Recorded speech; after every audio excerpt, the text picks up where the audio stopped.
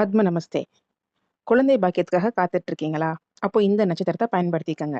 மகம் நட்சத்திரம். இந்த நட்சத்திரம் ஆகாயத்துல ஒரு பல்லக்கு போல காட்சி தரக்கூடிய நட்சத்திரம். இந்த நட்சத்திரத்தோட அதிபதி கேது பகவான், அதிதேவதை சுக்கிரன். பொதுவாக இந்த மகம் நட்சத்திரம் மந்திர பிரயோகம் பண்றதுக்கு, வாஸ்து சாந்தி செய்யறதுக்கு, நவகிரக சாந்தி, கோயில்கள்ல விக்கிரகத்தை பிரதிஷ்டை செய்யறதுக்கு போன்ற நல்ல காரியங்களுக்கு இந்த நட்சத்திரத்தை பயன்படுத்திக்கலாம். அதே போல மந்திர உபதேசம், மந்திர தீட்சை, குரு உபதேசம் பெறறதுக்கும் இந்த நட்சத்திரம் ஒரு சிறப்பான நட்சத்திரமா இருக்குங்க. குளம் வெட்டுறது, கிணறு வெட்டுறது, வாய்க்கால் தோண்ட போன்ற இந்த மாதிரி விஷயங்களுக்கும் இந்த நட்சத்திரத்தை நீங்க பயன்படுத்திக்கலாம். அரைஞான் கயிறு கட்டுறது, பூணல் அணியிறது, திருமணம் பண்றது போன்ற நல்ல காரியங்களுக்கும் இந்த மகம் நட்சத்திரத்தை பயன்படுத்திக்கலாம். இது சிம்மம் வீட்ல இருக்கக்கூடிய காலச்சக்கரத்துக்கு 5ஆம் வீட்ல இருக்கக்கூடிய நட்சத்திரம் அப்படிங்கிறதுனால, குழந்தை பாக்கியம் இல்லாதவங்க இந்த மகம் நட்சத்திரம் வர்ற அன்னைக்கு விரதம் இருந்து அன்றைய தினம் பிள்ளையார்பட்டிக்கு சென்று அங்குள்ள விநாயகரை வழிபட்டு வந்தா நிச்சயமா அவங்களுக்கு குழந்தை பாக்கியம் உண்டாகும். நன்றி. ஆத்ம நமஸ்தே.